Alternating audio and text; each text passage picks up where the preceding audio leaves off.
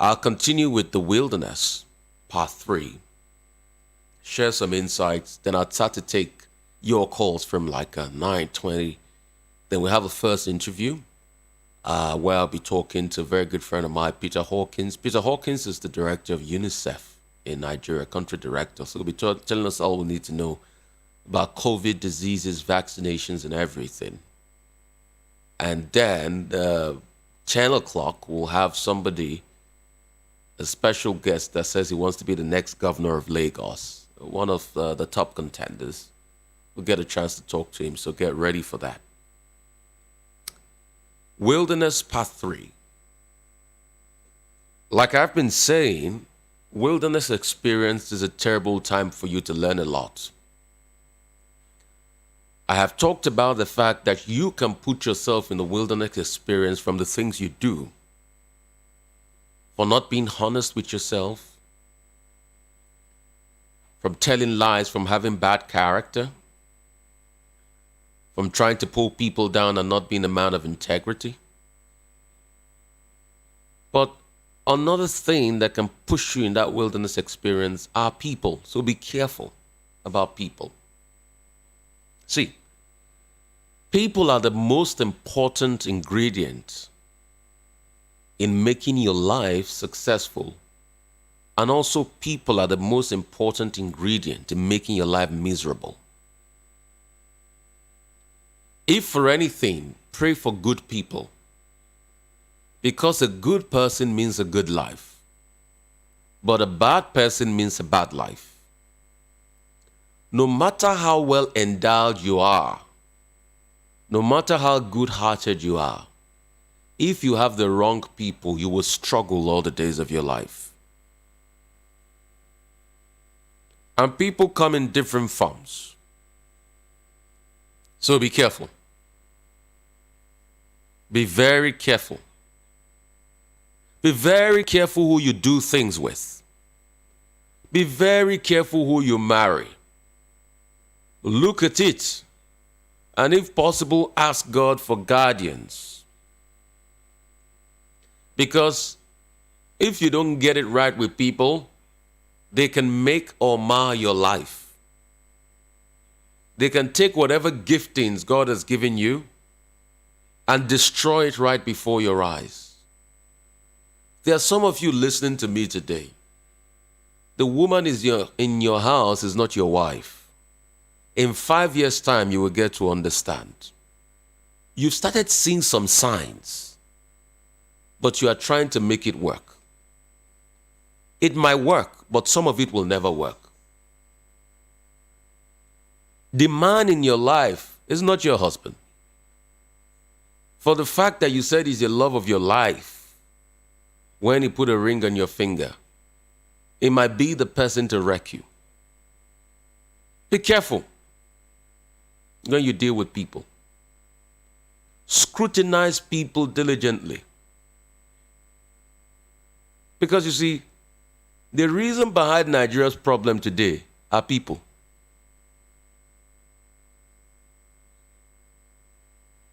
The reason to every problem in the world today are a group of people. As long as you always have people that don't deem it fit to do what is right, they will definitely want to always surpass others that do things that are right. Life is a contestation between good and evil. The reason you have societal problems are because of the disposition of people. No matter how good you are as a leader, if you have bad people around you, you have a bad government. No matter how great your ideas are as a business person, if you have bad partners that don't listen, you have problems. Be careful. Every great idea that never saw the light of day, people brought it down. Every wilderness experience you've ever gone through in life, there's also a factor of people in there. Be careful the capacity at which these people wield in your life. Be very careful. Because you see, everything God has given you can be taken away from people if you're not careful. So it is incumbent on you to guard jealously the capacity you have in you. Not everybody will be your person. Not everybody will be for you. Not everybody will be able to carry on the visions God have in you. Some of you will have to go through 1 or 2 marriages before you find the right people. It's not I'm here to encourage divorce, but I'm just here to tell you the reality of life. Some of you will be able to walk with just one person all your life. Some of you will find that one person. Some of you will be able to convince that person to make things work with you.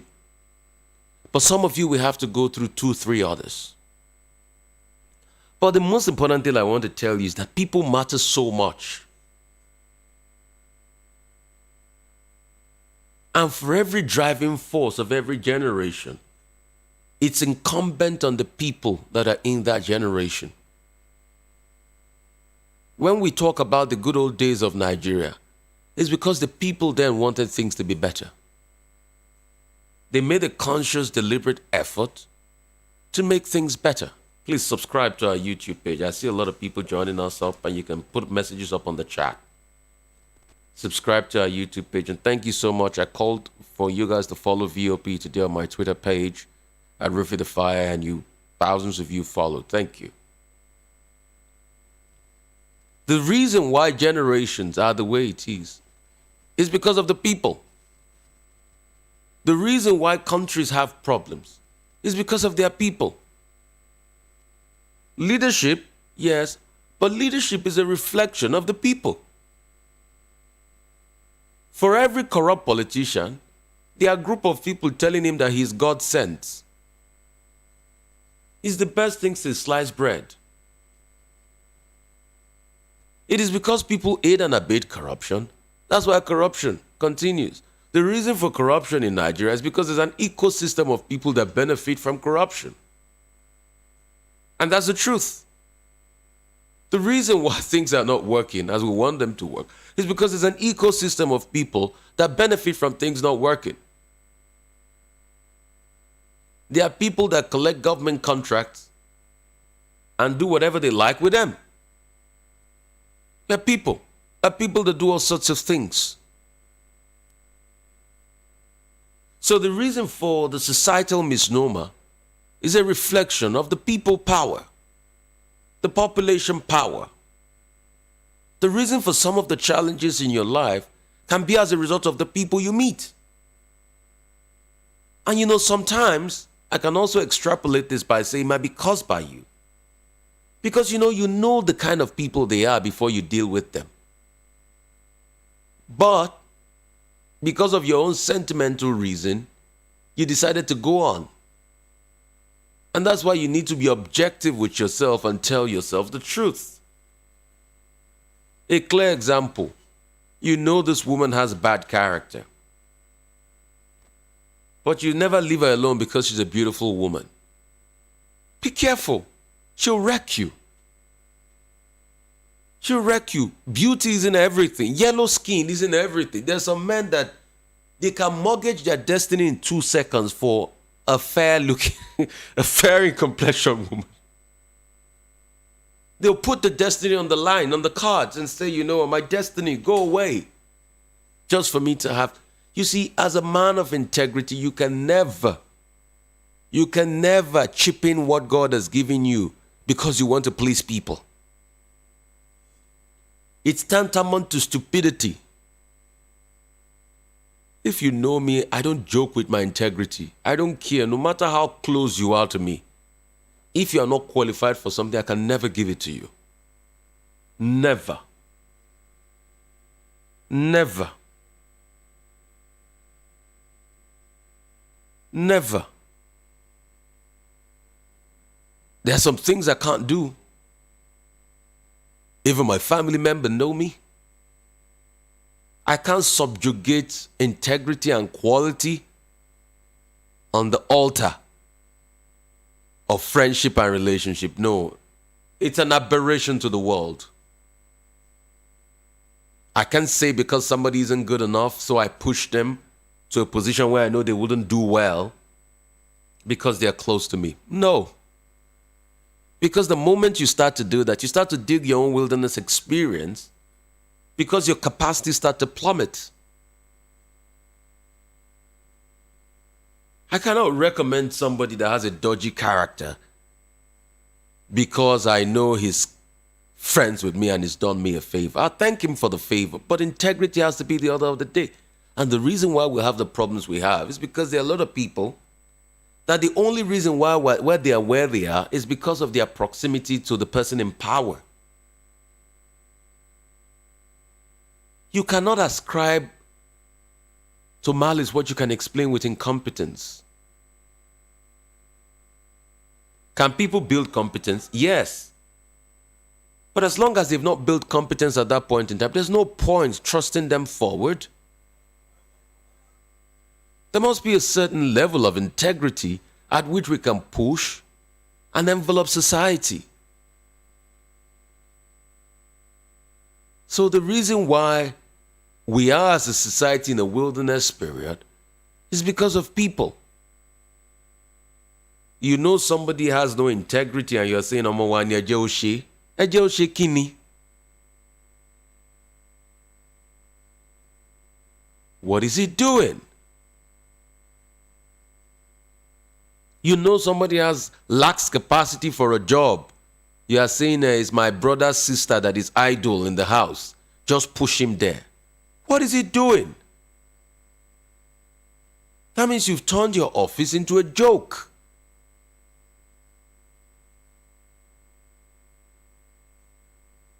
And that's why when you see some parents that say, oh, my child should take over my company. But you know your child is not capable. Let him do other things and put your company in trust. You see, these things I'm saying, that's why Nigerian businesses, it's hard for them to last another generation. Because of sentiments. You know the person doesn't have capacity. But you want to push him there because you have the right to do that. You are destroying the business and you are denying other people that have the capacity the chance to do it. Nothing destroys a business. Nothing destroys a nation more than when we don't have discipline with people around us. Society becomes a pariah. And that's why we have the problems in society we have. It is people. It is people. Because you're not telling yourself the truth about people. You're putting sentiments. You are having an affair with a girl at the workplace. You are favoring her over other people. And you think your other members of staff are not seeing it? Keep fooling yourself as you destroy your company. It's just a matter of time.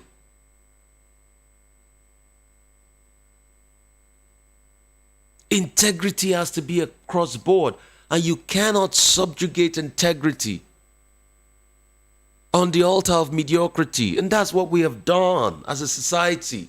We always make that mistake. We simply always subjugate integrity on the altar of mediocrity, and we don't do what is well enough. So we get into the wilderness experience because we want to please people. If there's anything you should never be, please never be a people pleaser. There are rules. Don't bend them. Because every time you bend them, you destroy society. You destroy society. For every incompetent person you give a pass mark, you destroy a future company. For everything that you ought to do right, that you say, oh, I'll favor people because they're close to you, destroy everything. Let people build competence. Because it is only competence that can make them better.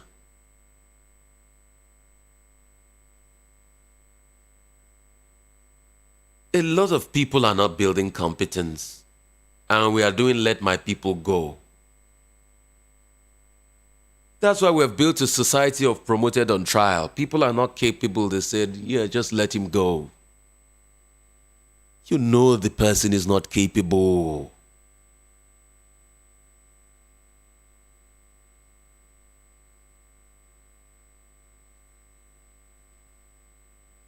You know the person isn't capable. And when you get into the wilderness experience, you start to grumble because you caused it, because you can't control people and you allow some form of people into your life. When you started mixing up with criminals, you know that they were a bad gang. When illicit people started giving you contracts, you know they were a bad gang. But you kept it on because it was favoring your business. Now that you have integrity problems, you start to cry foul. You have to look at people. Because people will always play a role. But how do you manage them? Like I said before, they are a force for good. They can also be a force for evil. What happens when you get good people? Good things happen. Good things happen. Society starts to move quicker when you get good leaders. And you see these things I'm saying is even in the church. In the church, in the mosque, and place of worship these days, they are giving criminals positions because they have money. They are entrenching evil because people have money. That's why the house of God is suffering.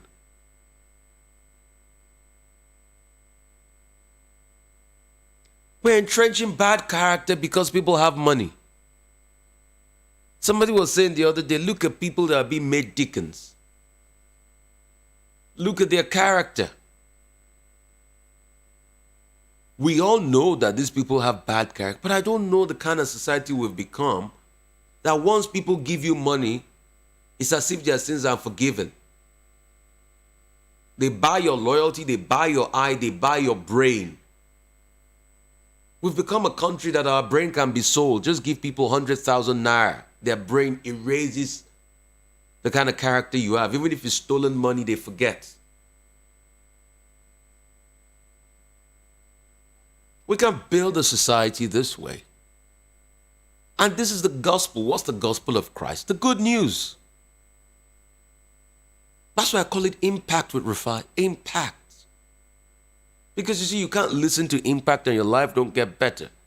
Because I show you truly who you are in the mirror.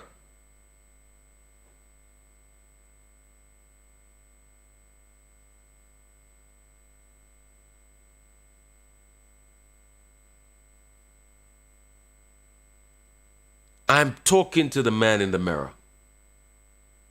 To change the world, you have to change yourself.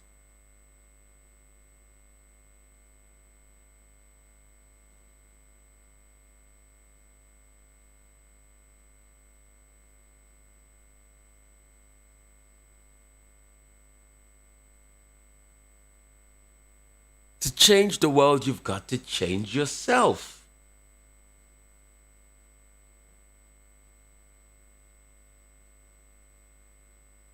Because if you don't change yourself, society will fall.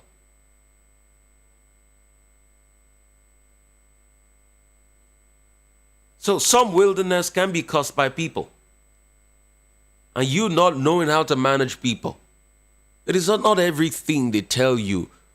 You must not want to go with the crowd. You must have a mind of your own. A lot of people don't have a mind of their own. They're so concerned about what people say about them. I don't care. As long as my conscience is true, I speak the truth always. And when I speak the truth, it might hurt you, but check it is the truth. But some people cannot speak the truth because of pecuniary benefits, what they are going to gain. Who is going to cut this supply off me? Nobody's your God. And you see, I fear nobody, I fear only God. That's why I'm a forthright person in what I do. No man is my God. And that should be your motto too, that no man is your God. Because I speak the truth and you say, oh no, that's your problem. God sent me on this mission to liberate people from mental encirclement. And go and look at it. Over close to 10 years on radio in Lagos, go and look at it. My message has always been the same. So for me, this is God's agenda. Because you see, when people are liberated in their minds and they become better people, society becomes better. Go and look at my message in 10 years.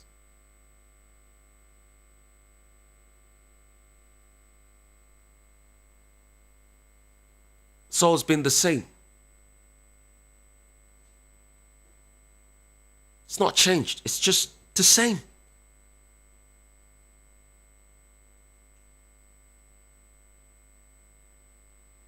Because society must be transformed. And the wilderness experience a lot of us are going through are because of people. These are some truths they will not tell you anyway. I'll tell you the truth here. If you don't like me, that's fine. As long as I do what my Papa in heaven sent me to do.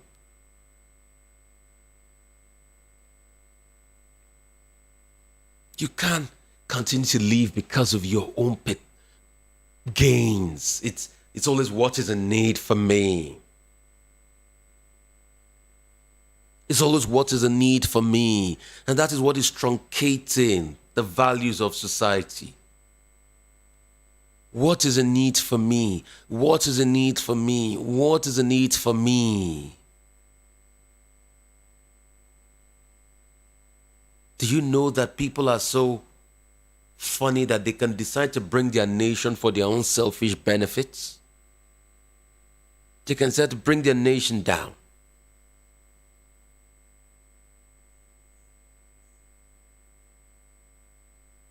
It has to be a larger thought process. And you must not balk under the pressures of people. You must do what is right, not what is societally acceptable. Because majority can be wrong. Majority can be wrong.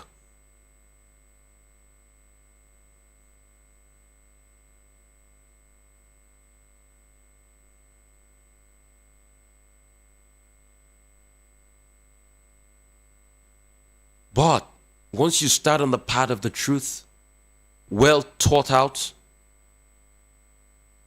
then you can build a viable society. You can build a viable society that can stand the test of time. And you don't need to go into a wilderness moment because you've known how to manage people. You have to master people. Even if they influence you, but you need to have a resolute mind of your own. And that's why I ask you, what makes up your principles? What makes up your value? What makes up your moral rectitude? Who are you? Are you a man of integrity? Or you're just a man that goes with the crowd?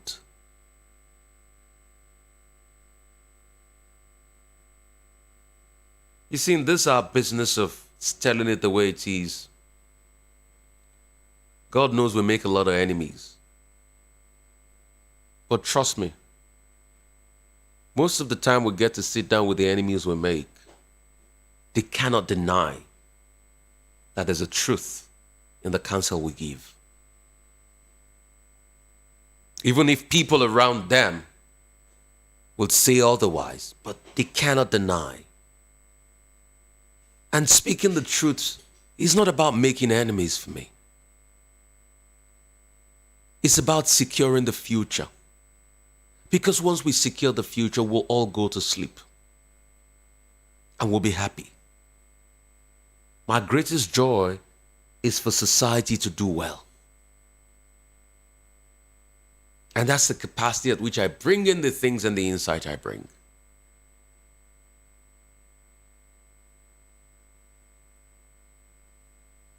We need to make it the right way.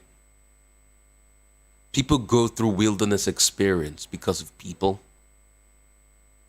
But the question is your capacity to buck the trend and do what is right will keep a lasting impression.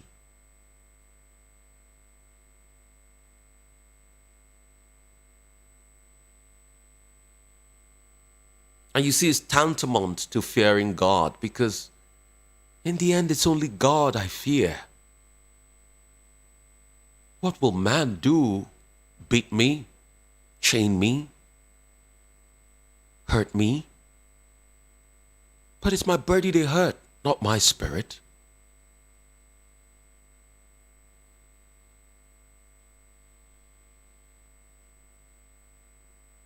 For as long as my heart is in right standing with God, that I have done my best. And that's the way you should always think.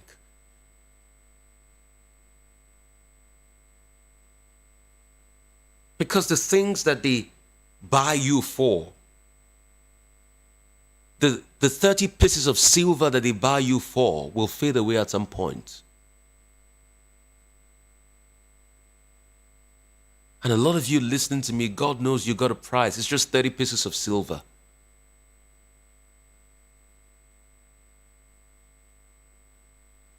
But you need to look inwards and ask yourself what integrity will reign through. I'll take calls and continue this message, but I'll quickly speak to a very good friend of mine, Peter Hawkins, country director, UNICEF. He's going to tell us about vaccination. Now, why I brought him on is because cases of COVID-19 are rising again. But we thank God that we're not having a lot of fatalities.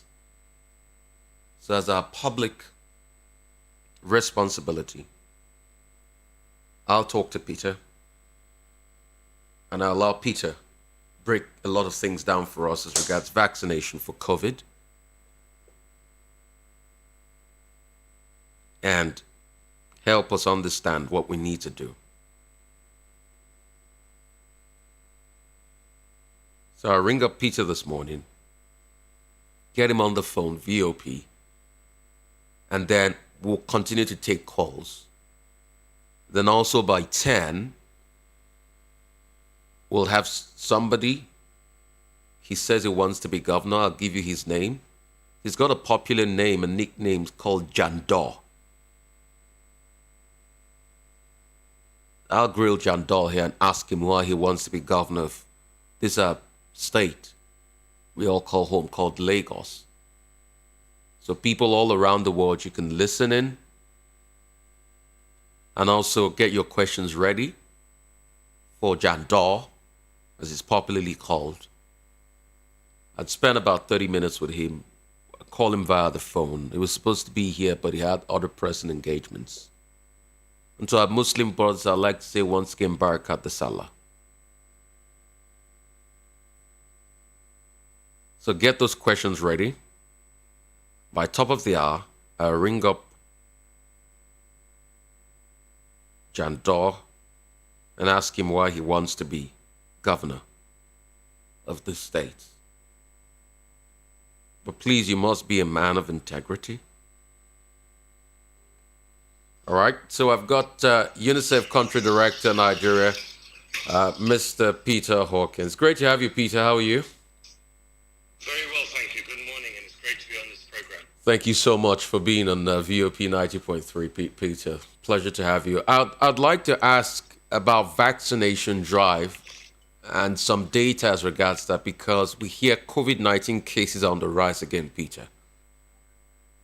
Absolutely, and the vaccination is the solution to the problem. So I would encourage, first of all, everybody to get vaccinated.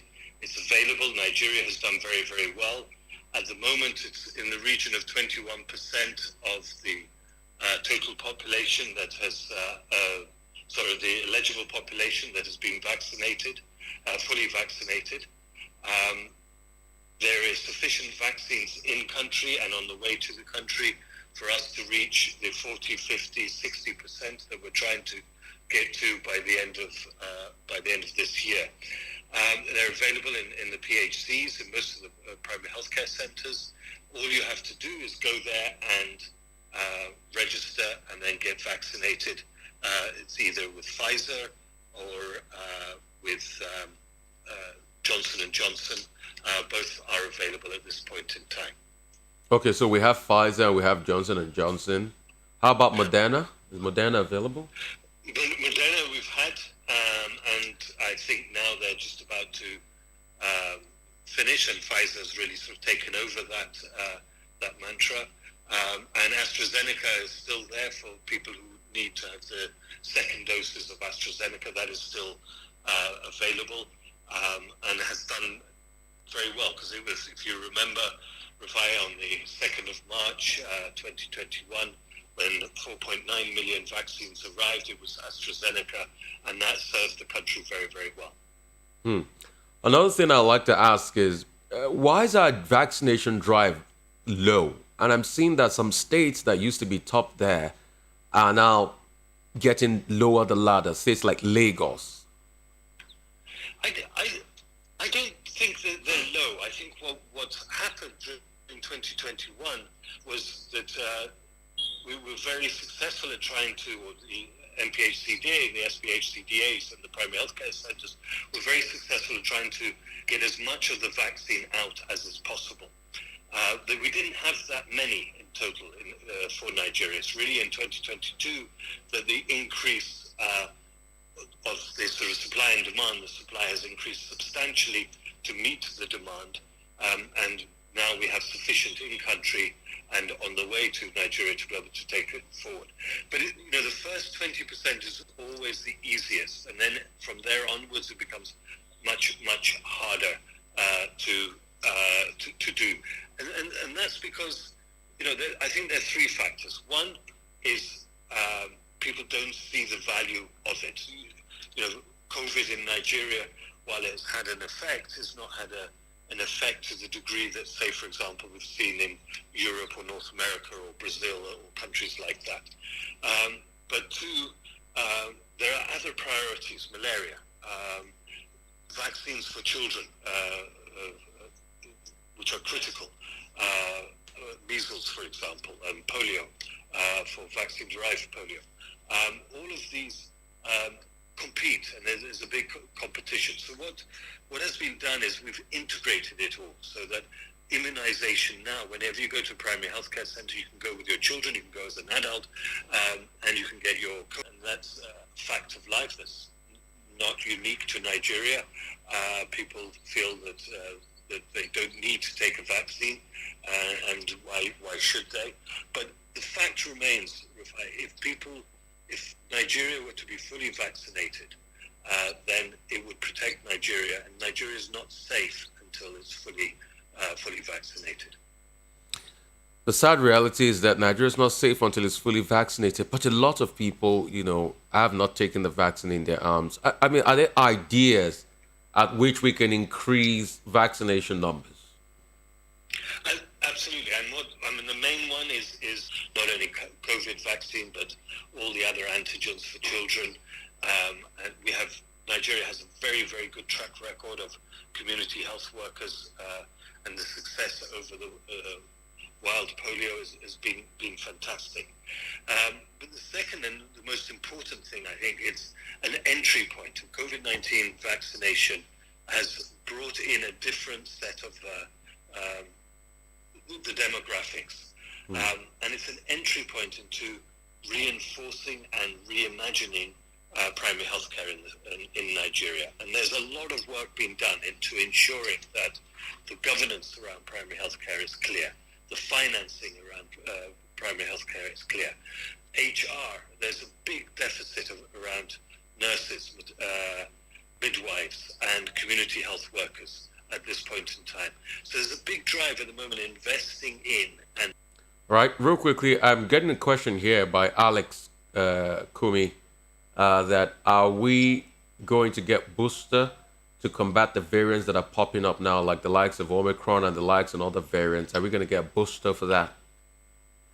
The boosters, there's already a big major program around boosters in Nigeria, and that's taking place. The boosters do cover the different variants, and I would encourage everyone to really adhere to the booster policy, the booster. What happens next year or the year after is still to be determined, but if you've taken if you're fully vaccinated and you haven't taken your booster, please do go and get your booster. Okay, real quickly, because I need to let you go real quickly, Peter, this morning.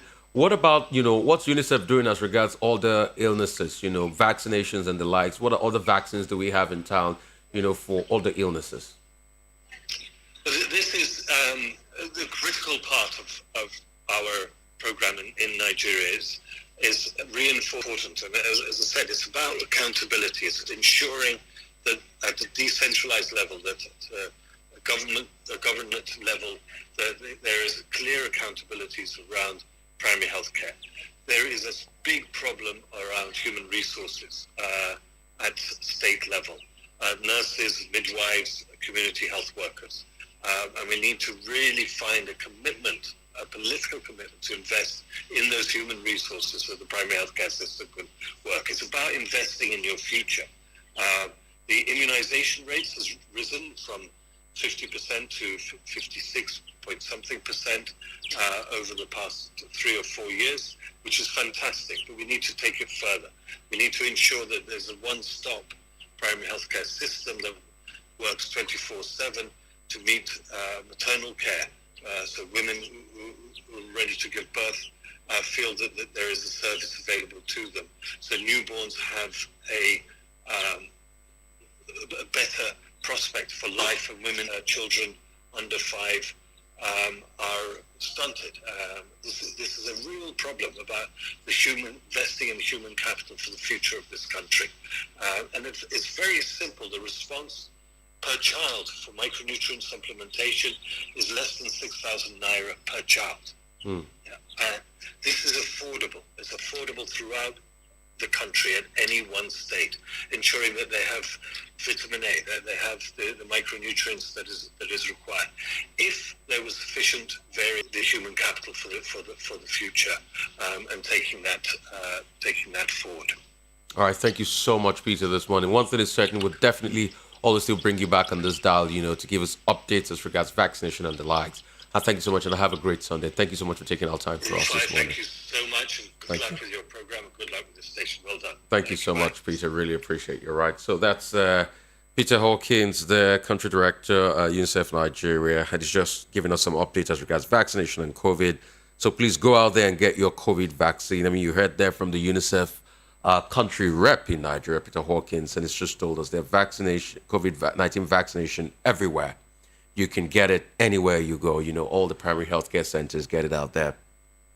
So I'll open the phone lines now. We'll talk about this wilderness experience, being a man of integrity, holding your own out, not balking, not going with the crowd, not being swayed by people, but building that immense capacity. Because you see, everybody else is taken, so you got to be yourself. Everybody else is taken. You have to have a mind of your own. And if you don't have a mind of your own, you would live life like a flag that waves from side to side. You'll be like a waving flag. And the problem with society is that a lot of people are about waving flags. Package, and I don't know how to get it on tape. All right. I would have recorded. That was just the mistake I did, and I don't know how to get this back. But it's live on our YouTube page, VOP 90.3. Oh yeah. Okay, Go there, you will hear all the messages all over again and play back all over again. Honestly, yes, it really hit me hard, and I will honestly speaking, I felt like you are talking to me. At the same time, I also feel like that's the kind of person I am. I won't lie to you.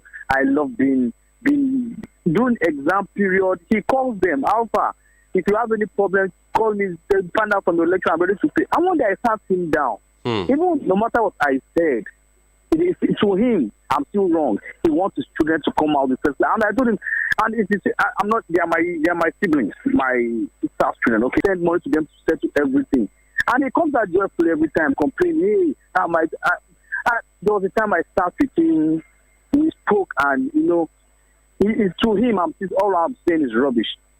Even, I'm an installer, I'm an engineer, I'm an installer, and whatever quotation I give, I don't add, I don't remove, I just try to do what I do. Honestly, what you're just speaking, I don't have to take people money. I don't touch people money. If I'm doing a job with you, I'm clear, this is what we agreed on, and God bless you. Thank you so much. I have much to say, but for other callers, God bless you. Thank you so much. I'm working on Jandor because I have questions on Yeah, please start sending. Go to our YouTube. In about 15 minutes time, I'll call up Jandor and I'll ask him, grill him here. Why does he want to be governor in Lagos State? You just have to be a man of integrity. And for every parent out there that goes to pay for your child to pass on the official destruction or the life of your next generation, I wish you a lot of congratulations for doing that. Obviously, Rufai is being sarcastic here. But congratulations on the destruction of the life of your children. That you are doing will come back and bite you and fight you. Be careful. Hello, how are you? 0700 903 903 903. And for those that don't take wise counsel, congratulations for destroying anything you're trying to build. Because the truth is, no matter who you are, there are people that know more than you in any area. And wise counsel is key. And if you don't take wise counsel, you disrupt your life. And once you've achieved in 1991, there are some people that are just achieving it in 2022 because they missed the wise counsel in 1991. And you see, life is in cycles and phases. If you don't pass through one learning curve, you will hardly move to the other learning curve.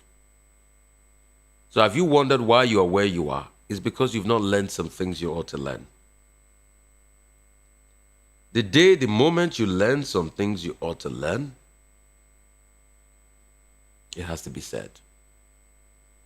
Never ascribe to malice what you can explain with incompetence, but be steady like the rock of Gibraltar. Let people know you for what you stand for. When YouTube, follow our YouTube page, 90.3, Voice of the People 90.3. Impact with Rufai is on streaming live. Hello, how are you doing? Wonderful Sunday morning here. Yeah. I'm good. Yeah. My name is Stephen. Great to have you, Stephen. No, thank you. Your message this morning has really impacted me positively. For some of us are responsible for our wilderness, and then until we do away with what we are doing, that will remain in that wilderness. Yes. Yes. And some of the decision or action that we've taken in life is the reason why we are where we are. Yes. Yes, like me, I think it is as a result. If I think back, I see that it is as a result of some of the actions I've taken in the past. So by this your message, I think I need to go back to myself and redirect my steps so that I can begin to live a better life. So thank you so much. Thank you so much. You are doing a great job. 903. The reason for this message is for you to personally take charge and start to redirect your life. See, nothing will move until you make it move. Behind every move, there is a mover. Behind every event in history, there's an element of human fate. Hello, how are you? Hello, good morning. God bless you. My name is Dr. Amadi God's Power. I called last week. God bless you, sir. Ever since I your program. I've decided not to miss it. Thank you so much. This morning you are talking about Wilderness Part 3. And it's so interesting, just like reading an essay. And I would have said, in Igbo parable we say, Anya ga soya akpo. That means if the eye does not fear, it may be punctured. But you quickly turned it around and said that the cost of staying truth or maintaining integrity and honor. But then all your integrity that you have brought in, the honor coupled with coming out of the wilderness, I simply bring into focus and my mind your interview on the television which I watched with 3 different people. I'm not trying to bring in politics here, but it's like when people are in their wilderness and you want to draw them out and they refuse, then there is no to know if he will decongest the ports in Lagos and how he will do it. When he tried to join here and there, you still put it straight. I saw integrity in your own mind. Also, you asked if he will kind of make Nigeria, him also being a man of integrity, told you, this is yes, what you now finally say, why did you visit the governor in so place in Rivers State? He told you straight. But comparatively, or when you compare to the other two, you became annoyed, and instead of maybe coming down to make us understand, he became afraid and was even about to molesting people. Why the other third one? While defending our Baba here, you asked him what is the source of his income and how old is. So all these dodgings and dodgings, they refuse to come out of their wilderness because of lack of integrity. You see, so when I compare them and see your speech this morning, it pays to have integrity. It pays for one to have honor. Please, thank you. I am learning a lot from you, even though I am your senior. Thank you so much. I appreciate you, sir. Thank you so much. On the path of integrity, let me tell you something. You will not have money. If I wanted to be corrupt, I should be a billionaire today.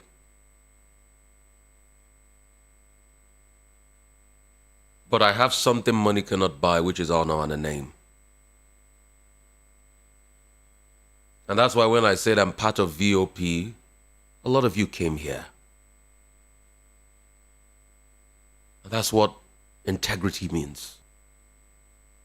Can you calculate the cost of a good name? The worth of a good name? Go ahead, calculate. I give you an assignment. Calculate. Get your calculator. How much is a good name worth?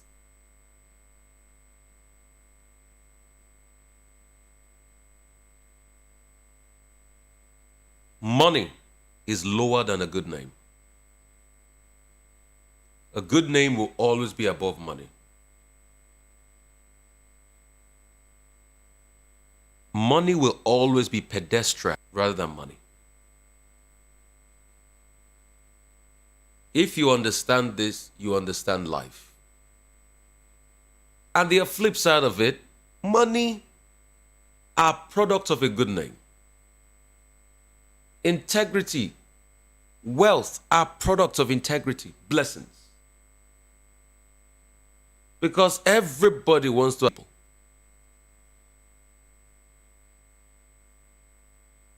Keep building it. Let your yes be yes. Like I said, you will never have a lot of friends on the path to integrity. Anybody that stops being my friend now, I thank God for them and I say bye-bye. Because I know our values do not align.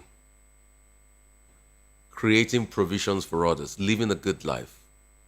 That's why we partnered with Governance and Tech Summit.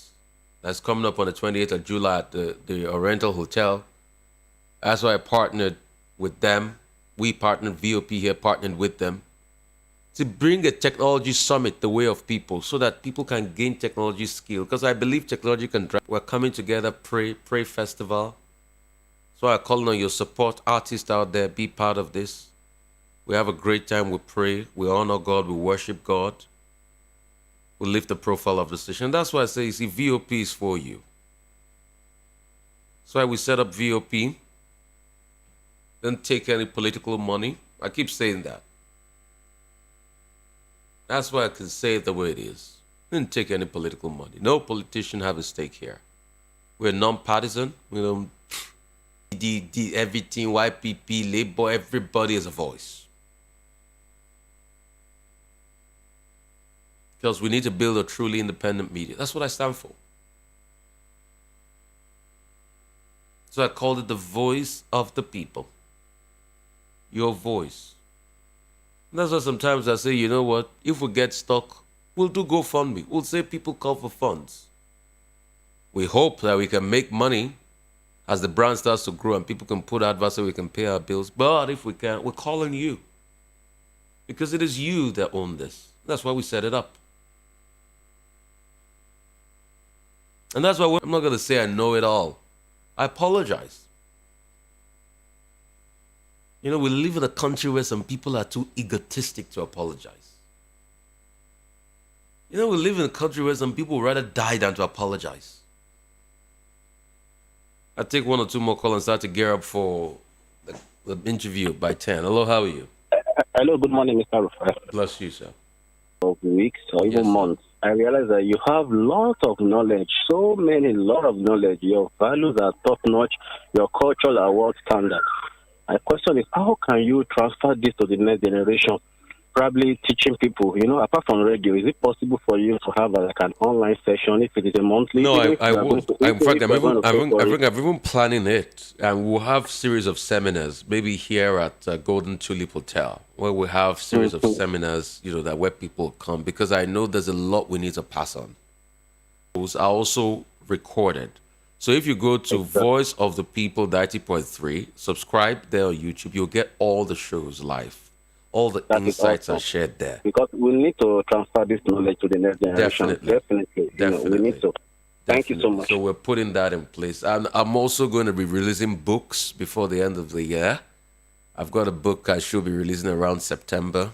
The editor, that will put out there and all. You could check some of my books online. Just Tale of a Sleeping Giant, Veritas. Veritas, Tale of a Sleeping Giant by Rufai. And if you check it online, you'll see it. If you go to Okada Books, you see some of my books, Benkele Mass, Eureka, and Ignis, God, right? So many books, and it's been a while. So we're transferring this in Next Generation in books. So you read most of my books on people. 0700 903 903 903. Let me take one other call. Before I call me up. Yeah, now, please. 0700 903 903. Let me take one call before I call Jandor and ask him a few questions. So please send your questions in before I call Jide. Subscribe. Voice of the People 90.3. Go to also our pages on social media, Twitter at VOP. Mr. Jandor, how are you, sir? Good morning, my brother. How are you? Good to have you. This is Rufai here. How are you? I know. Good morning, Rufai. Have you had your tea? Because I'm going to grill you this morning. You know how we do it, oh? Let's get it started. Let's get it started. So let me tell you something. The opposition said that this your flood task force you set up to help flood victims is political. What do you say about that? I'm sure the beneficiary of this who sought support from their government, and in the absence of a government, there was a vacuum which we have to fill. And this is not because his policies. We've been using that for over 7 years via Jandor Foundation to assist people. Don't forget, for themselves. And in a situation like this one, what do you expect? We sort ourselves. So what happened yesterday when we started getting calls from everywhere, and we have network of members across the wards, the 245 wards in Lagos State. So what we quickly had to do was to get our people to start rescuing and support people in distress, because we had so many calls. Of course, we see it on the streets of Lagos. So we shouldn't be talking about this now for a state that generates that huge sum on a monthly basis. That's number one. Number two, I think that the people in government, they are tired. So what we need is a breath of fresh air in the state of Lagos. We need new energies. We need, creative ideas. We need people that will get things done. I don't think all of this require rocket science. I do know that Lagos, of course, is one of the, I think, a level-thinking cities in the world. Of course, you would expect that things of this nature, especially if you have a huge sample, would happen. But what preparation have we done? How much preparation have we done? To educate people, to evacuate people. Prepare for this, even if you think you don't have solution. Okay. And there is this one anyway. So what I would just say is that they are tired. Can we just do something else in the state of Lagos? That's my own. Okay. So a lot of people in the opposition are also saying, when they saw that you were doing that, they said it's vote buying, and they said we should ask you.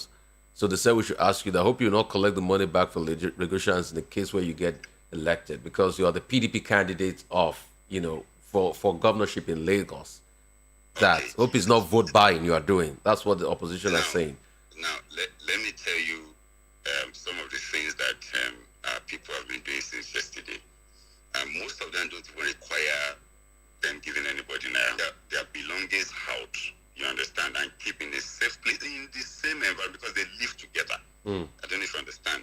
So to probably take to one of their own members' houses and keep them there. Not all of these things that we use. That's why we keep saying that, look, they think everything is about Naira and Kobo. What you need is somebody should just think, out of the box. Somebody should just do something and prevent, what could cost you huge sum in your own little way. So what we have done across, between yesterday and now, we have received over, I think, 180 as we speak for support here and there. And our people have moved in since that yesterday and assisting them where necessary. There was one that I just got now. What happened was that, when you get to a situation like this, you will start seeing some of these things. That what happened was the roof of the house is open. It's a rooming apartment. And the rain is just, pouring inside. The rain opened the roof of the house. Absolutely. It is open. So it's just pouring. Can our government just be there for us? And before now, I think what we should do, we know there is going to be a downpour, a heavy one for that matter. How much preparation have we done in sensitizing the people to say, look, between tomorrow, of course, there is meteorological, that gives you everything that you need about the weather or what is going to happen. So how much of that has our government done, and how can we let people know that for now, we don't go near this area? Look at how flood was sweeping away cars, SUVs for that matter, in the state of Lagos. This is unacceptable. And we've had governments, anyway, what do you expect when you have one? The governor that you have won't be able to do anything except, and of course, he gets a second level approval. They've released a message today saying that they commiserate with people in Lagos about the flood. So why do you say that the governor wouldn't be able to do anything? So why is it that we, ordinary citizens, taking action before our government? Why are they just releasing today? We can't be playing catch up like every other time. We should be there for our people. We know what is going to happen. See, Rufai, I know the people of Lagos do know that it won't be a business as usual in this coming election. It won't, because they can then choose between status quo and a breath of fresh air. To make this evacuation, it's just people helping people. So I'd like to ask you, what would you do concerning the flood in Lagos? Thank you. Look, like I keep saying, you can't shy away from the fact that Lagos is one of the sinking cities we have in the world. You understand? Before rainy season, because we know there is going to be rainy season, we will put adequate, preparation to see how we can mitigate or stem the impact of that on our people. That is one. In Lagos, since 1999 that I've known this government, we have not increased the number of collectors that we have from 6, when I talk about all these huge collectors. And what do we do since then? We've gone to places like Dubai where they create additional, even from desert, they can give you, what do you call it? But here, what we do every year is the same thing. With the same budget, we dust it and come to say the budget has done 89% performance in terms of execution and revenue, and there will be nothing to show for that on the streets of Lagos. And again, there is this conspiracy of silence too in Lagos. Everybody will face of governance in Lagos. How? By ensuring a tech approach to governance. No, Jandor, before tech approach, Jandor, wait. You've not told me how you're going to solve the problem. You said you build more collectors. I said so what else are you going to do concerning flood in Lagos? Listen, Rufai, I said to you, we already know our situation. Okay. Nobody can take that away. Of course. If you know our situation, if you know, okay, in abroad, when we're approaching winter, what do? We make changes in our homes. Windows, some you can change, and you know what to do. Here, we do nothing. What I'm saying is that since we know there is going to be a downpour that would inform us having flood everywhere, what we then need to do is to first prepare for them by sitting and clearing all our things away. Of course, so that will mitigate this. I mean, the sufferings that people are, they'll see your government preparing for something. We don't prepare for nothing here. Okay, this rain hasn't stopped. What they did yesterday was to do what? We are sorry. You will see a repeat of this. And this is the time you then see them going into all of these drainages and clearing. That's number one. When you see what is happening in Lagos, when they give out drainage clearing out, they will clear the drainage and put, the dirt by the side of the same drainage. Nobody will come and collect them. It will return into the drainage. What about our people too? Of course, we know we do have our own as a people. We can't shy away from that. But how much education, sensitization have we done as government in making this a community base? Just like what we are doing with our people yesterday. We had our people also telling them, this is the cost of this. We have to be truthful here.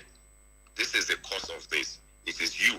But going forward, because governments won't see you. Your government, you've not seen them. But if you take this precautionary measure, you won't find yourself in this situation. We are also educating the people aside from assisting them or giving them support. So be it. Let them do the needful. Perhaps if they've done it, we wouldn't have any cause to go and say we want to give support and the likes. So we have somebody who is totally absent in that office, and that's what we're speaking to. Okay. So you said you will do the silting, you will clean out the place and all of that. You get ready for flood. Prepare for flood. We have to prepare for it. Okay. Because we know Lagos is underwater, unfortunately. But we have to be. We're not the only state hunting. Okay. Good. What would you do as regards, the surge of commercial motorcycles in Lagos, Okada, that has been banned? Okay. But despite the ban, they're still having Okada everywhere. That is because, don't forget, this same government banned the same Okada too. And I was asking, is it that the Attorney General or himself or people there forgotten that, Oga, you once banned this thing, but failure to enforce the law, to carry out your constitutional responsibility, inform this happening again. Now, I will say this to you. Yes, of course, nobody would want to condone the menace of Okada right man face. Let me give you an example. I've spoken about this before. What's the human face? I'll tell you. Hold on. I've spoken about this before. Immediately this guy came into office, there was a solution to Okada riding in Lagos that on its own surfaced in the state of Lagos. And I think that a government who understands what it's doing should just latch on that to sanitize that industry. You remember When this guy came into our economy, what I would have done different, I would have used them to sanitize that industry. Because, hey, there are some inner rules in Lagos that you can't 100% take this thing away from. When I use the word inner rules, I understand what I'm talking about. These two companies, I would have licensed them and tell them, I am going to give you license to run Okada business in Lagos, but there are no way that you can apply. These houses, you cannot apply these houses. That's number one. Then number two, the system put in place by the organization, they will use it to sieve out the aliens they don't want to see in our economy. I don't know if you understand. By making sure before they recruit anybody, they do their due diligence and all that. Thirdly, is that I would have been able to migrate that economy from informal to formal, being able to tax them, even if, in operations. Now, the third one is that then, if I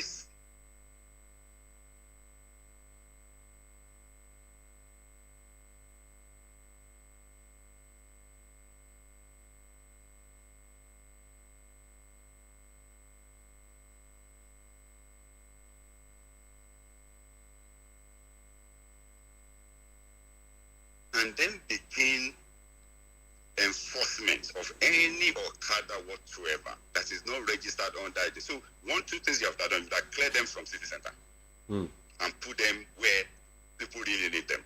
Because there are some places in Lagos where the moment even government bus or whatever bus drop you at the bus stop, you still need to walk down and the roads are not good. And there is no bus or whatever applying that. So you can put Keke Napep and this. So for you will bring Okada back, but you would regulate them. Listen, let me tell you something. Yeah. Nobody is saying, I am saying that you will sanitize it. Look, the ban, what have you seen with the ban? They are still operating. So rather, put them to where they can work. Don't forget, failure of government to create an enabling environment for people to get work, inform some of these people riding Okada. And it's like water. If you decided to send all of them away, they are still going to come, they will survive. For survival, they will do something else that may hurt every one of us. So if we're able to look at where we can put them to operate, see, Dubai, when everybody goes to UAE, they think Dubai is the only place in UAE. What about Ajiman? Have you been to Ajiman? Have you seen what's happening in Ajiman? If you go to some places in Dubai, you ask yourself, is this part of Dubai? No, it's part of UAE. And if you go to Sharjah, if you go to all those places, you will see blighted community as well. But what we are saying is that your city center, your USP, if you need to do the needful, do the needful. But you can't possibly take, because if you don't give them what will make them survive in those places, they will migrate. Today. Okay, so let's have a definitive point. You are saying what the government should have done as regards Okada. If you get in there, are you going to bring back Okada, Go-Kada, and the likes of those Okada companies that you can regulate? Are you going to bring them back, yes or no? Of course. If you give them, if you give those companies, you can even license more and say, look, because I know this won't go away. And there are places in Lagos. Because, see, unfortunately, this government only know about Lekki, Ikeja, Ikoyi, and Victoria Island.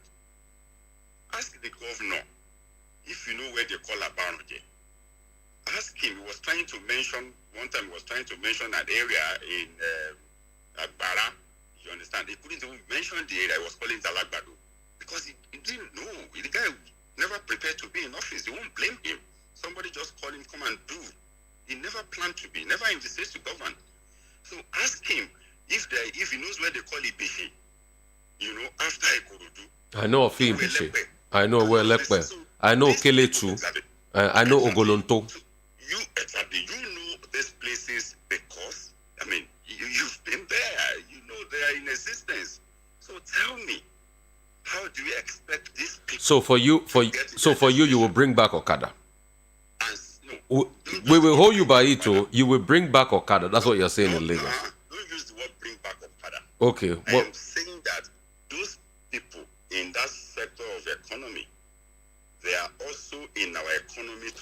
So how do you deal with the invaders that the government complains are coming into Lagos? I said the companies that you ought to have licensed, you go gather the OP, you would have used them to sieve them out of our economy by making sure they don't get into that scheme. So for you still prefer Okada to a better bus system in Lagos? Is that what you're saying? My brother, in Lagos, when you use the word Lagos, city center has to be clean and clean off Okada and what have you. I'm saying that there are...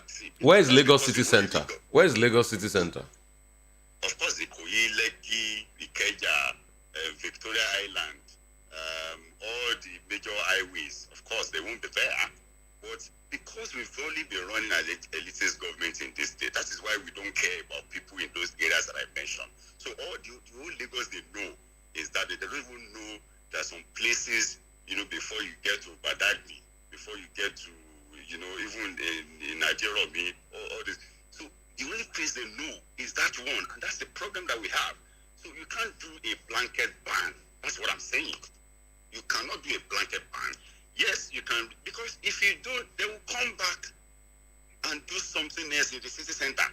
Give them their own, give them what will make them stay there. Let me give you an example, one example.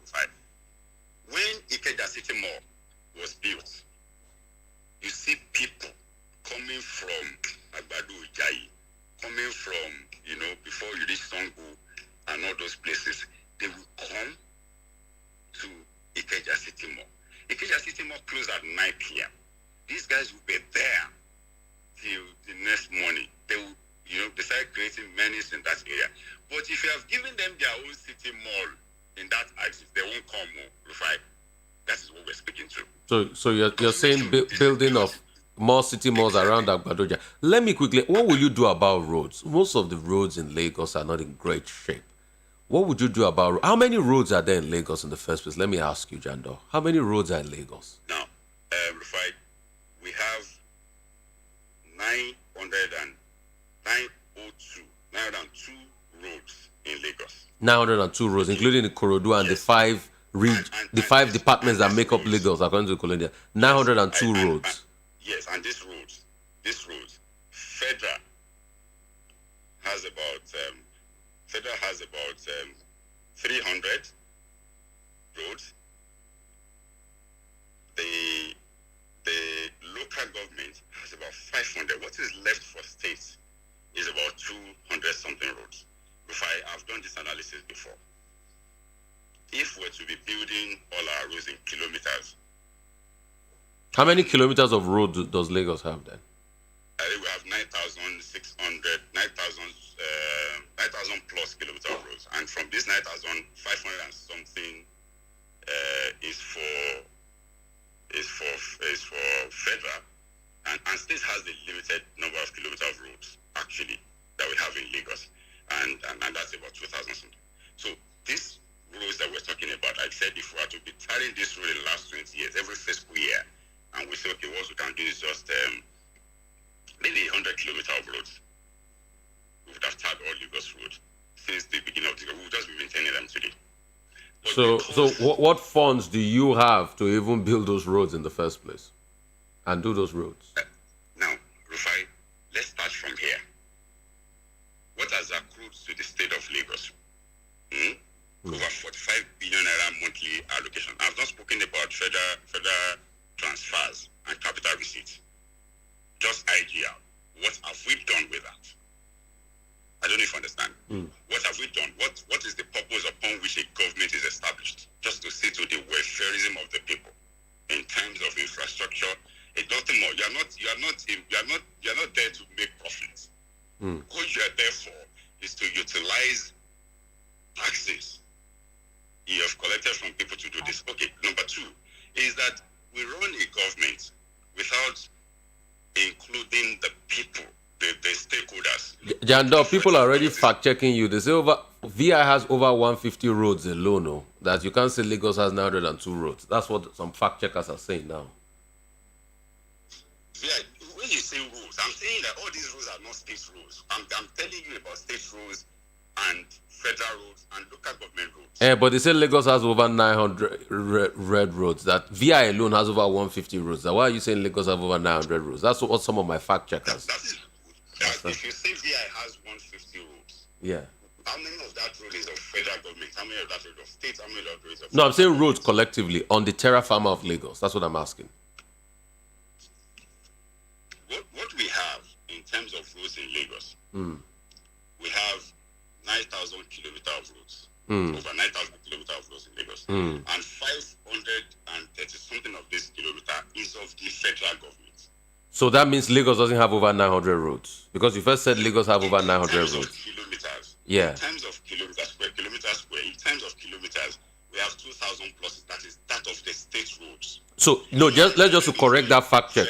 You know, because you first said Lagos has over 900 roads, but you are saying now it doesn't have over 900 roads. Let's just correct the fact because of people listening out there. So it's over 9,000 kilometers of road we have, right? Not 900 roads. Yes. Because somebody just fact checked you and said VI has over 150 roads, so you can't say Lagos have over 900 roads. So how many roads are there in Lagos? I'd like to ask you, how many roads?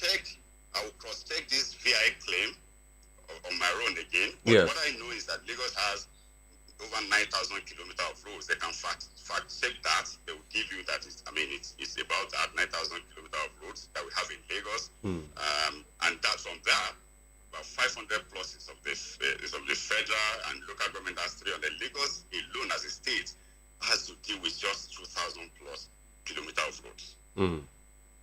Let them fact check that and give it to us. Okay. No, because my fact checkers are watching and they are listening. I'm speaking this from the understanding that I have on what I've done. So I may not. What is your source about over that 9,000 kilometers of road Lagos has? It is there even in the... No, just quote the source. Quote the source against it. It's Lagos State government. Okay. Of course, Ministry of Economic Planning and Budget. Okay. You will see it there. Okay. So, as you were saying now, so after that now, yeah. These roads, what I'm saying is that we have different approach that we can use building roads. There is PPP, there is BOT, then we can use government revenue to build roads. But in doing BOT and PPP, all you need to, I just want to give you an example of what is happening in Lekki, Lekki and Pro issue. What you need to is to ensure that before you get that done, you need to include the people. There must be inclusiveness. So that people will know that, oh, we are giving you this road via BOT. If we build this road, it's going to take us 30 years, 15 years to run and return to us. Well, a lot of people are saying that happened with the toll gates, and they are still complaining about that. It didn't happen. It didn't happen. That is why you see the kind of reaction that it didn't happen. If it happened, government would have published to say, we sat with you as community to get this done. Lekki Residential Association, this is you.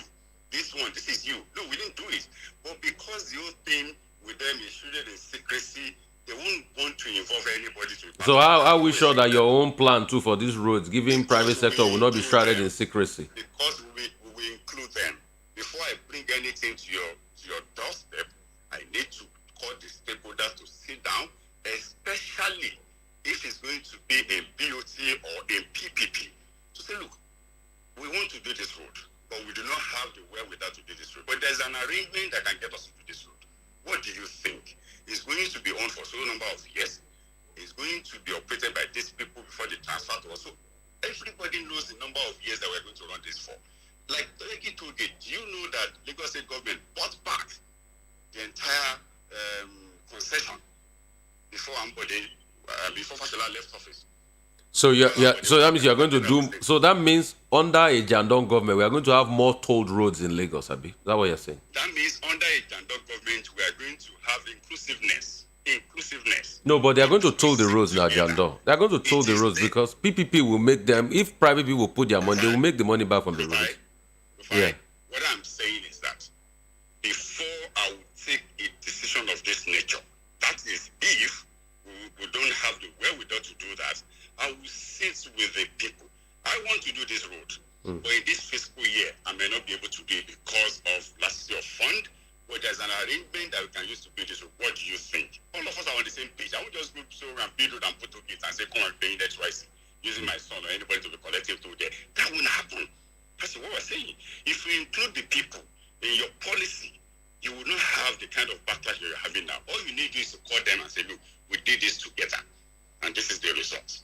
We agreed that this is going to happen. That is what we don't have. That is what we never had. Okay. Jandor, I quickly want to, move over to this thing you keep saying that you're going to achieve, free education in Lagos. How many schools are there in Lagos in the first place? And how many teachers do we have in Lagos currently?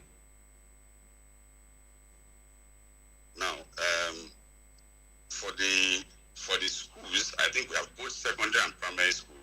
It's about 1,000. Let me check and get you correct figure of that. Okay. I think we have secondary school in the range of 1 minute before I No problem. Yeah. You can keep putting your questions from everybody in the diaspora. You can keep putting your questions on VOP 90.3, Voice of the People 90.3 FM.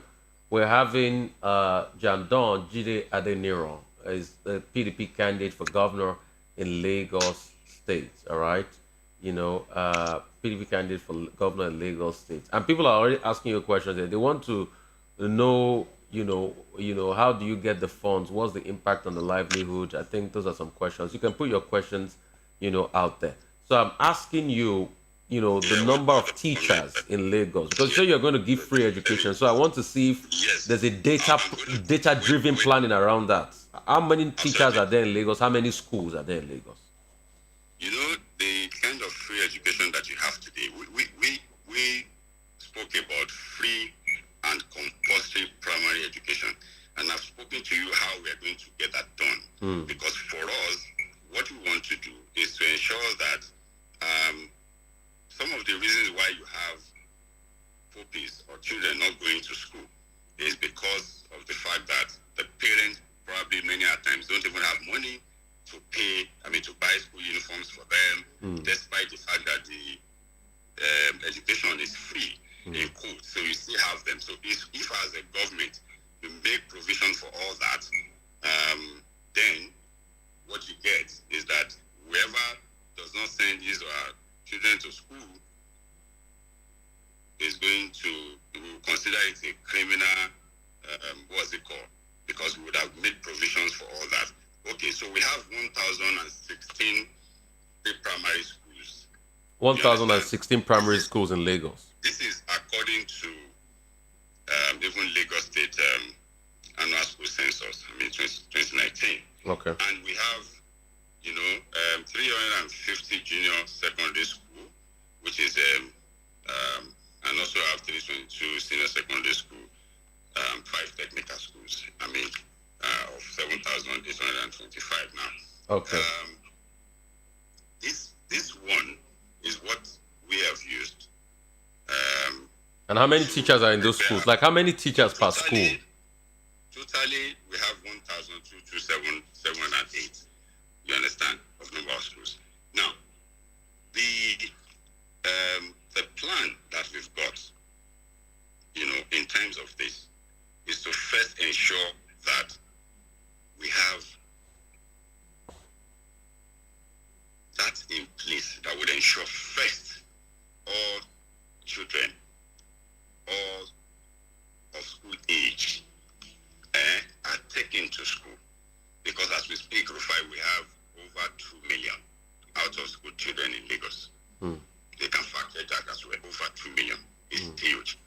Now, if we do this, we would first let's see how we can first take them off the school. So if we have made provision for a free education in terms of making sure we give you free uniform and making sure you have free at least 1 meal in that school, we would have first taken everybody out of streets. Yes, I know there is infrastructural decay. I know, there is deficit in that area. I don't know if you understand. But as government, all we need to do is to focus and see what we can do. There are loose cash we can use in doing this, which we've put into perishables. You understand? We have a situation whereby a certain agency is taking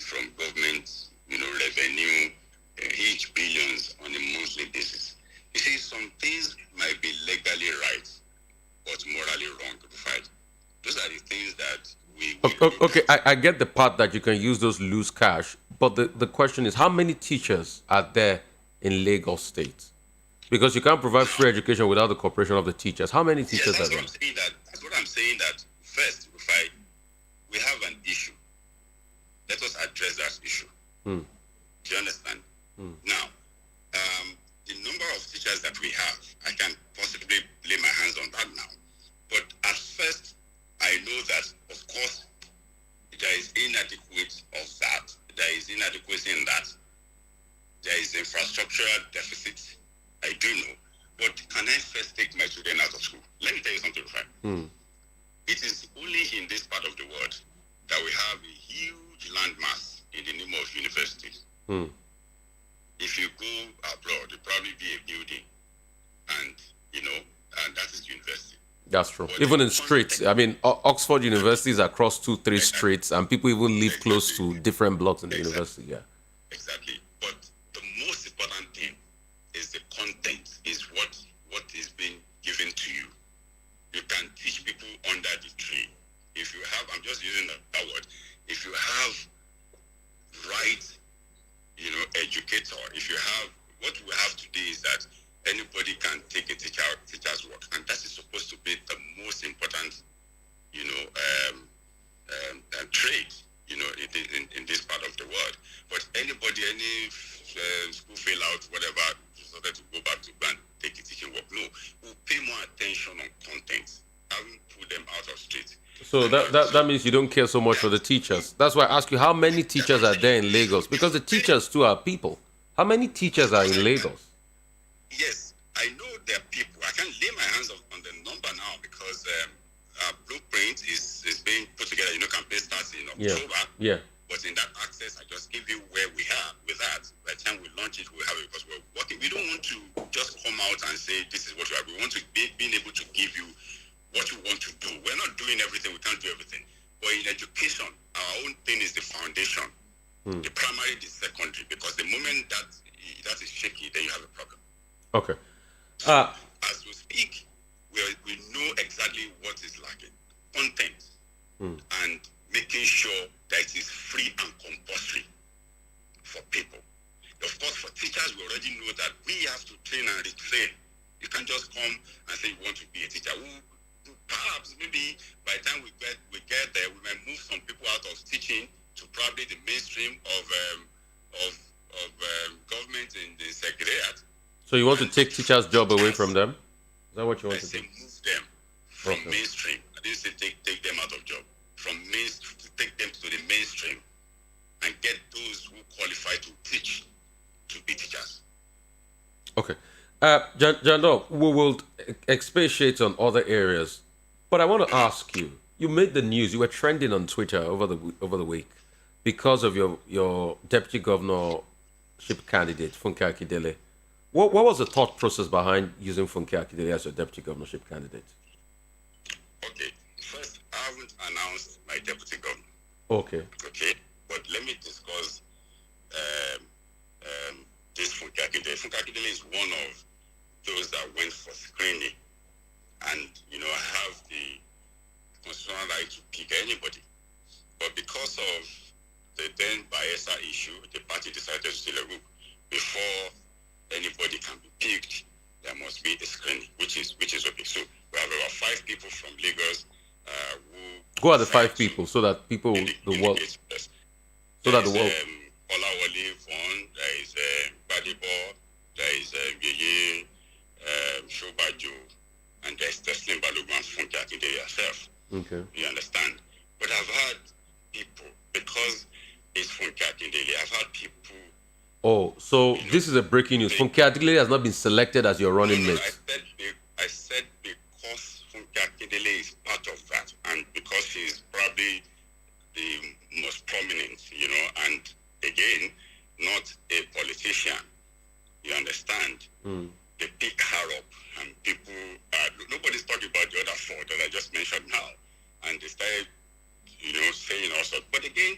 Oh, so that's a lie. So Funke Akindele is not your running mate. I just want to get the breaking news. So Funke Akindele is not your running mate. I will announce my running mate. I have, as a matter of fact, I will announce my running mate on Tuesday.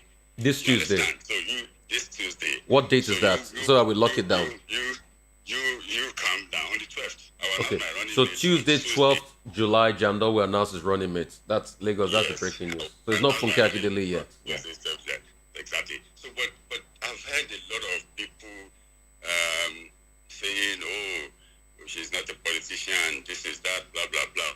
None of those things. Oh, she's an actress. Oh, it will be a joke and something like that. People have forgotten that Funke Akindele is a lawyer.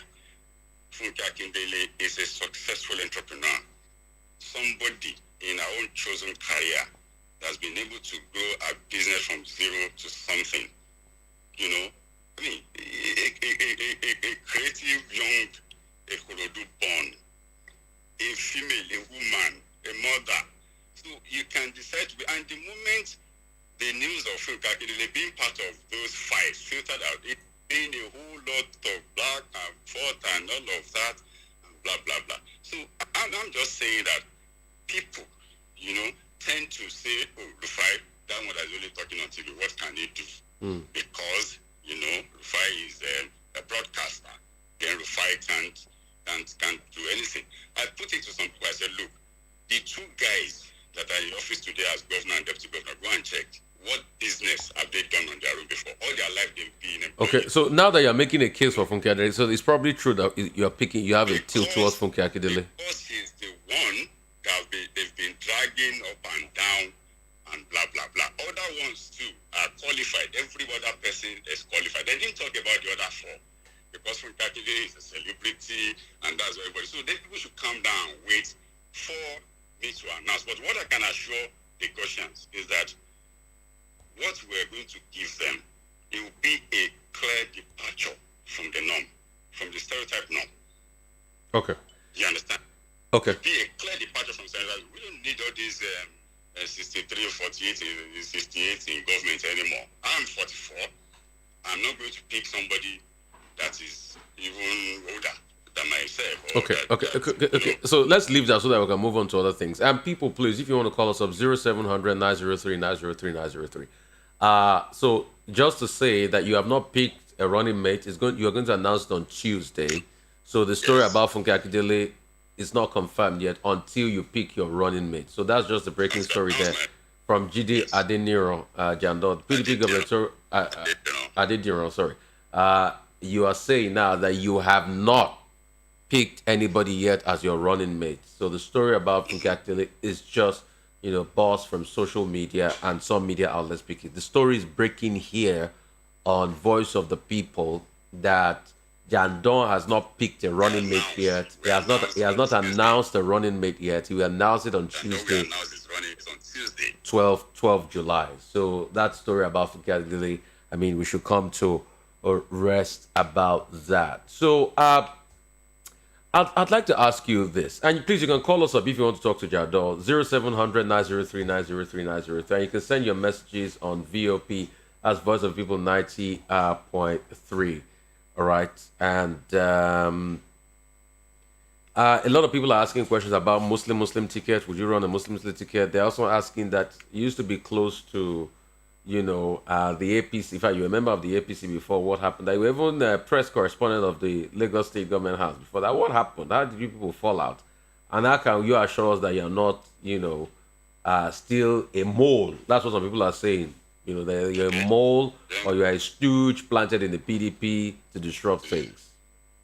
Okay, let me answer that, Rufai. You see, this movement was started 7 years ago. Yes, it is true that I have been in that corridor, for over a decade, even close to 2 decades. Not as not through appointment or elective position. I've never been appointed, I've never been elected.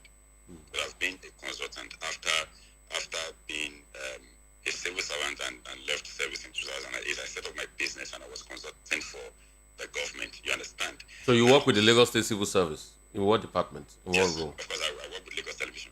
Okay, you were in LTV. Of course, as a broadcaster. As a broadcaster. I started my career now, and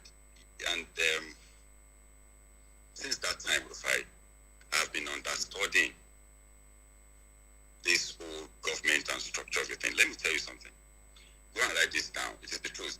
Nobody will be able to unseat this government except, and of course, you have information, just like we're able to do. We created the implode within APC before going to PDP. I'm sure you were aware. You saw all of this thing. And what informed that it was because I was in that system understanding a whole lot of things about the structure, about governance, about even the Godfather. And that is why we are always ahead of them in whatever it is. So they never saw me coming. You understand? I mean, and the moment we started this, I told my people, I said they will consider it a joke. And they dismissed us. Oh, what has he done before? As if a councillor before, as if it, don't forget this one. We were there till we created that implosion and we moved it to PDP. And the choice of PDP is because we understand this game. There is a structure that wins election. So combining our own forces to that of PDP already spelled doom for them. That is why they've seen us as a problem. When I got into PDP, they did everything humanly possible so that I don't get the ticket, using the same PDP members against me, existing PDP member against me, not to get the ticket. But there are a huge number of PDP members then who saw in us the can-do ability and they were ready to die with us. So they supported us till we get this ticket. You understand?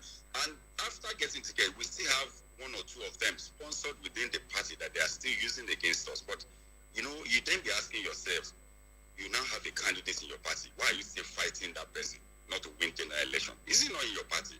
But we understand and we know where this is coming from. So a lot have said because we were coming from there, or is he a mold? I want to be governor. I've started doing this for the past 7 years. But a lot of people are saying you started doing this for the past 7 years, but you didn't answer convincingly stats on the number of teachers in Lagos. You know, you didn't get the number of roads right. That if you don't know those basics, how can you be governor? That's what some people are sending in as messages. I got the number of roads right in kilometer, and I ask you, let them fact check it again. You understand? Look, I don't know what you expect. I mean, what do we want? Let me tell you something. As a leader, somebody wants to be governor, the first thing you require from me is being able to identify resources to work with. Okay? Exactly. And say, okay, yeah, I'm the chief executive, because I've been an employer of labor since 2008. Yeah, you're on a TV station. Exactly. And I know what to get in whoever wants to get anything done for me. Do you understand? So if you ask me something and I said, this is it, let them fact check it and come back, and you've gone quiet on it, then let's leave it. Don't tell me, oh, because I didn't get one thing right. No, it's the people. No, it's the people sending in those questions. I'm just telling you, Mr. People. It's them. No, it's them sending the question. You can, you can check VOPs. It is fine. I'm just saying that, look, let us focus on what's on the ground, which I have said, which I've spoken to. And the person that was asking questions still asking me as a candidate who want to unseat this government that hasn't helped anybody in the last 2 decades. We keep saying that Lagos is a wealthy state. We cannot see the wealth of Lagos on the streets of Lagos. It's only on paper. Lagos, not just one iconic project in the entire Lagos for the past 20 years. If you remove a Koyi link bridge, there is nothing iconic about infrastructure in Lagos anymore. You don't need anybody to give you Dubai balance, bank balance, before you know it's a wealthy city. The moment you step into Dubai, this is what we should be saying in Lagos. Okay. What do we see? Okay. Blood, bad roads everywhere. Okay. What we keep Okay. saying is the wealthy. Okay. We're about to say this amount of money we make every month. Somebody Okay. saying, Let me ask you about the state of loans and debt in Lagos. What would you do as regards that? Unfortunately, we're already where we are. You understand?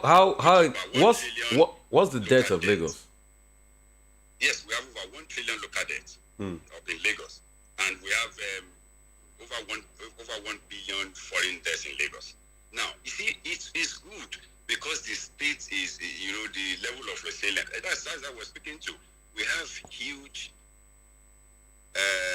IGR that I can inform anybody who wants to say, look, I'm bringing my money, come and take. But the question to ask is, where is this money? Let me give you an example. In the year 2020, when this guy came into office,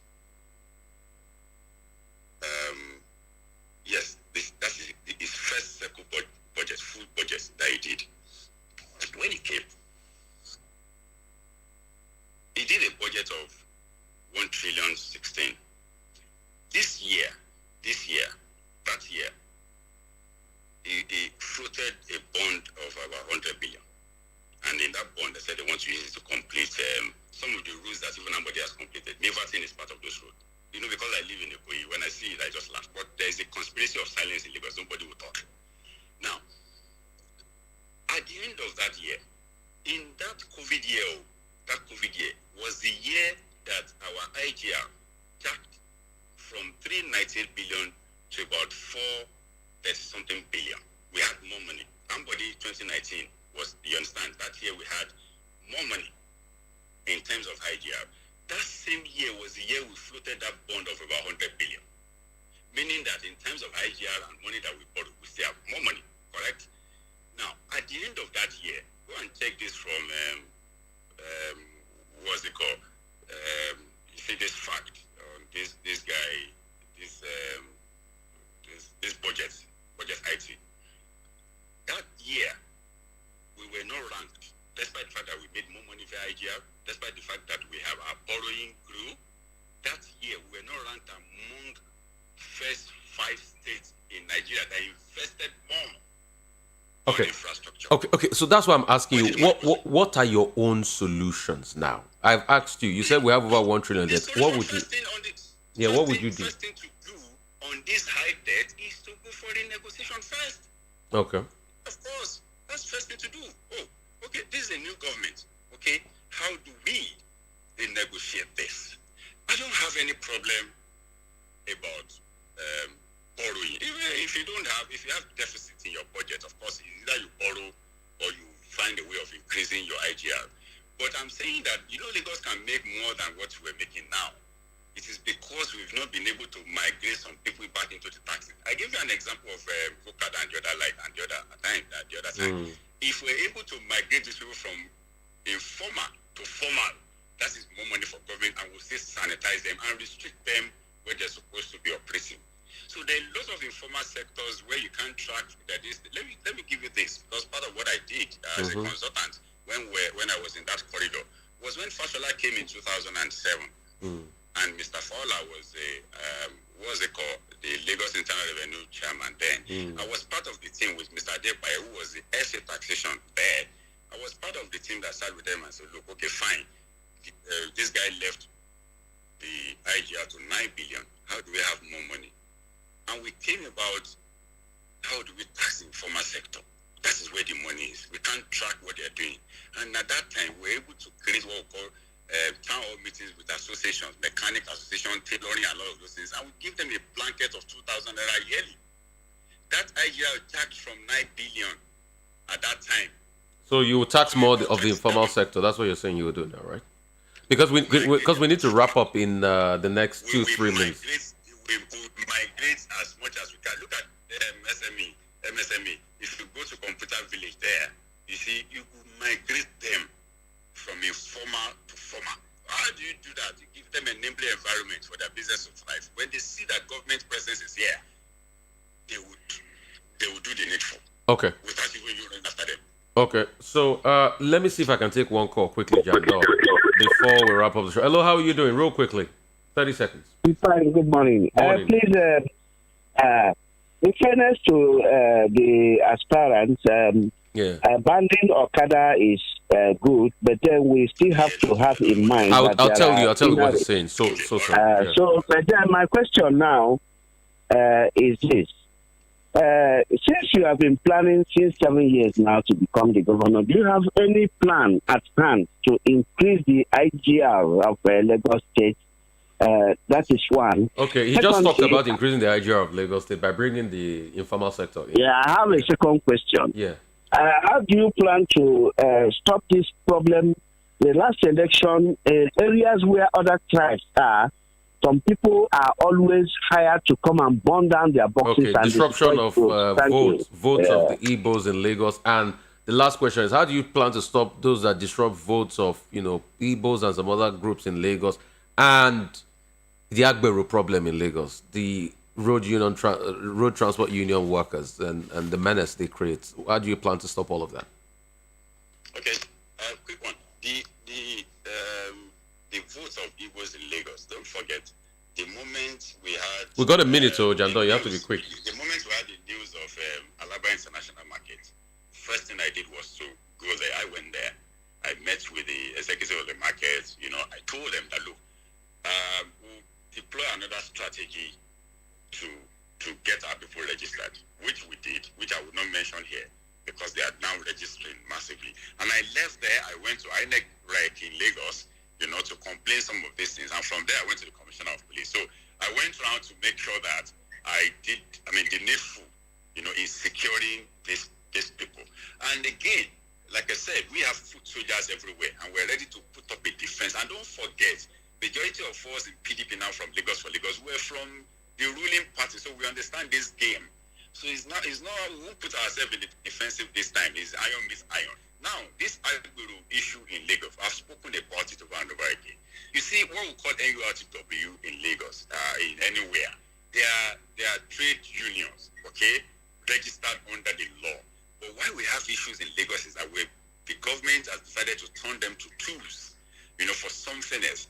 And in my own case, I keep saying that even if I'm going to keep them, you understand, it has come with huge responsibility of first securing our state. I give an example. Why do we have people, stealing in traffic in Lagos? You understand? And I give a garage on that corridor to one Agbero who is making free money there. I will tell that guy, whoever is there, the day I see them still in this traffic, that's the day I'm going to take my garage away from you. You will see that they will secure that place. But we would rather use them for something else. You will see that they will deploy their men to be on that corridor while the traffic that is there lasting. So they will be there to secure it. I keep saying this is not require rocket science. If they still in that Ojota corridor, if whoever is in Ojota garage, you lose that garage. They won't want to lose it because they know what they are making there. They will secure it. So what I'm saying is that should they even be making money? Isn't that money supposed to be remitted to the government? Should they be making money? Are they governments on their own that they are collecting taxes? Of course, they're remitting some to government. But why are they taking some for themselves? Even there. No, but isn't all the money supposed to come to the government in the first place? Why are they taking some for themselves? Why? And despite the fact that the Lagos State government just put about a new law that I think buses will pay a certain amount every day, why are these road transport workers still taking money from themselves? So you see, yeah. That's why what you need is a government that is in tune and in line with the people. You can't govern a state that you don't know or how the people are faring. This guy just increased BRT buses fare. Okay. 100 naira daily, I hear. You understand? You understand? Again, that will fall back on the people. No, but there's cost of living crisis. The cost of diesel has gone up. No. So you have pushed this out of government because you have decided to be a competitor with those who are supposed to be running business. What do you mean by that?